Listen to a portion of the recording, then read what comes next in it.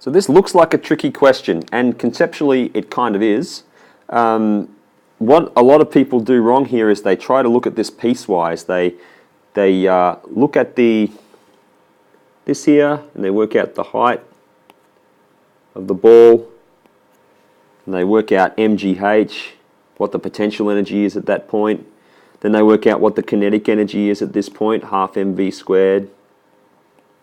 And then they look at the change in kinetic energy across this, so you're going to get some other kinetic energy at this point, and then you compress the spring, and then the spring pushes it back and reverses, and then it will come up to a height less on the other side. So that is a bit of a nightmare. So so what they're saying is then you go, U mg goes to kinetic energy, which goes to spring potential energy, which goes back to kinetic energy, which goes back to potential energy. Okay, and in that time, the height, this height here, is going to change. So that is a very inefficient way of solving that problem. There is a nice way of doing it. If we look at the forces that are acting, let's have a look at the conservative forces. Conservative forces are the spring force, the gravity, the non-conservative forces. These are the ones where we're dissipating energy. Okay, so we're trying to find out where this thing's going to stop. So how are we going to get rid of some of this energy that we've given it from the initial potential energy? Well, the only non-conservative one is friction. Okay, so that's the one that's going to be dissipating energy, and it's going to be dissipating it across this area here. So the where is here. Exactly is the hard part. So we now have to say the ball's going to stop in that friction area, but where is it going to happen? So it turns out that the only place that we can lose energy is in that frictional area, and so the total amount of kinetic energy that we lose is equal to the work done by friction over that little area. Okay, sorry, I won't use the KE, I'll use just K. Okay, so if we can work out the work done to get to zero velocity, then we can work out the distance. So that's interesting. So the ball will stop in that friction region. The work done by friction, we know what that is. The work done by friction is equal to the force of friction times the distance. This D is what we're looking for. We're looking for a distance where this frictional force will act so that we get the work done by friction gets rid of this kinetic energy. So D is what we're looking for, and that's the distance we have to travel over that region to dissipate all of our kinetic energy.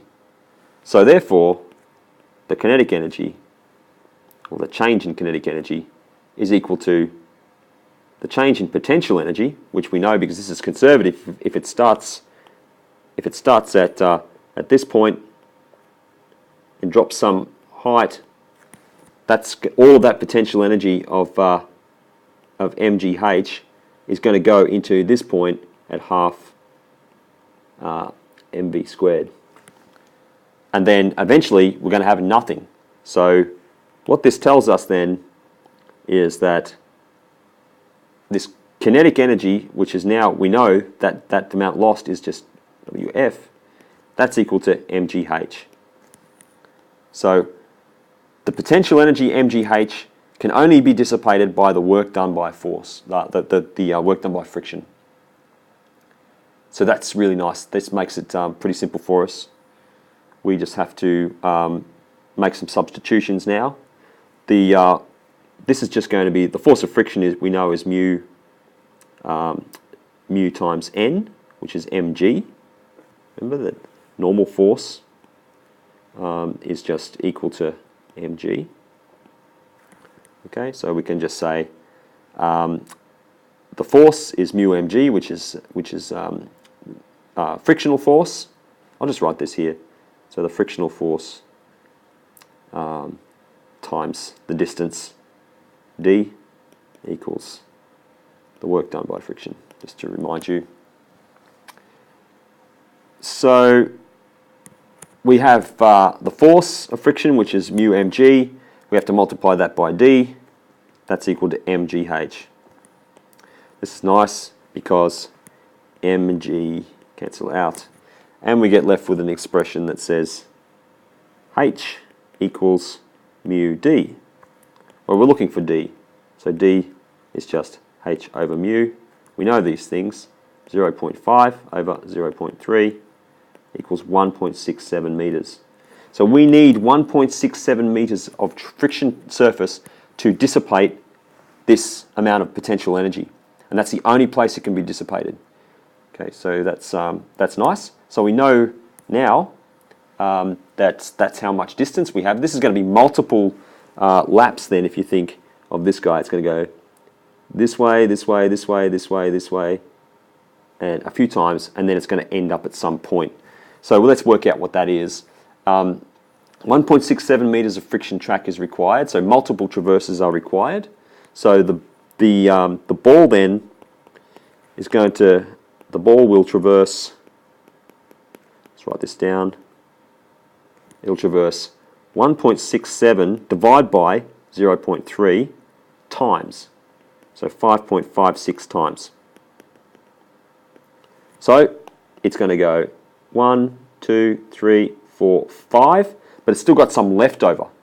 It's got some, and we can find out how much is left over. It's going to be, so it's got 5 times.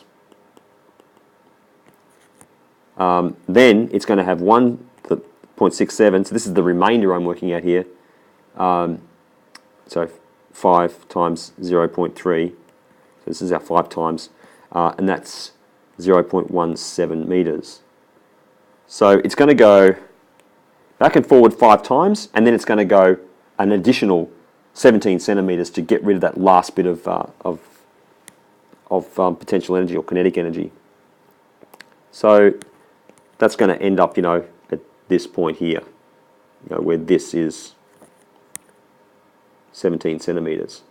Okay, I would accept if you had have worked out this distance as well and said 13 centimeters from the other side, they would both be right. Great, so that's, instead of having 5 pages of work, you've only got a couple of lines of work.